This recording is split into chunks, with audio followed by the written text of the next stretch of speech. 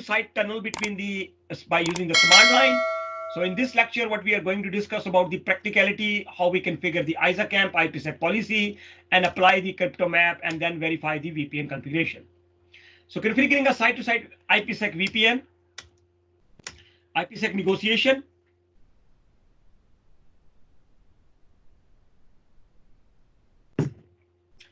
So IPsec VPN negotiation, step 1, host A send the interesting traffic to host B. These are the host A. These are the two LANs. One is the LAN 10 range and the other is the 192 range, host A, host B. Okay, they are initiating an interesting traffic. An interesting traffic means we are maybe only interested to initiate a telnet session from this source to this destination. Maybe the rest of the traffic doesn't need to be going to the IPsec tunnel. Or maybe we can define HTTP traffic, HTTPS traffic, whatever you want to. So that interesting traffic defined based on by using the access list. By using the access list, we can actually define the interesting traffic.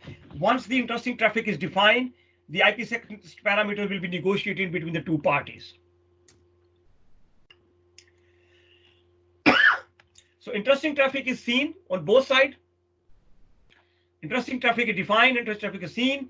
The IPsec negotiation will be happening, and R1 and R2 negotiation, the IKE phase 1 and session 1, IKE phase 1 session. Okay, ISACAMP phase 1, then R2 and R2 negotiate the IP phase 2, and IKE is completed, SA is verified.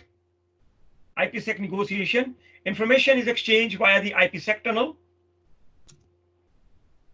So now the tunnel is built between the two parties. Okay. So the message between these two, it is inside the tunnel. Outside the tunnel is something else. So nobody can see here that what is inside the tunnel. That is what we call a tunnel. IPsec tunnel is terminated once the negotiation is completed. Okay. So that's the site-to-site VPN topology we have. So we have two gateway, for example, any two party, whenever they want to create an IPsec tunnel, these gateway of these router or a firewall, they need to reach each other via the internet. They using connecting to the internet. They have their static IP address, for example. These are the LAN addresses, and they want to communicate over each other by using the IPsec. So that's the kind of technology topology you must have. Configuration task. So what are the configuration steps? So encrypt the traffic with AES. Okay. So configure ISACAMP policy for IKE. Authentication with P-shared key. Exchange key with the 24 number, group 24. Configure crypto map. Configuration task. These are the policy. And how long the tunnel is last for 1 hour. IPsec tunnel use ESP, where the IPsec is operational. We also define the ACL by, so now you see the other benefit of using the ACL. If you don't understand the ACL, please go back and revise those ACL. So ACL is not just to use the provide the securing and defining source and destination port and allow or deny, but it can use also to define the interesting traffic. Which traffic will be going inside the tunnel? Okay. Permit IKE assign. So you see this, if you have applied the IPsec, you need to make sure that the UDP traffic is allowed and equal to ISACAMP.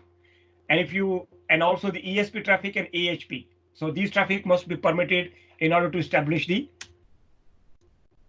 IPsec tunnel. How we can define the permitting traffic for the IPsec? This is what they said. Okay, so if you already applied an inbound ACL here, that ACL need to be updated, making sure the traffic between these two source and destination for ISACAMP must be open. Okay.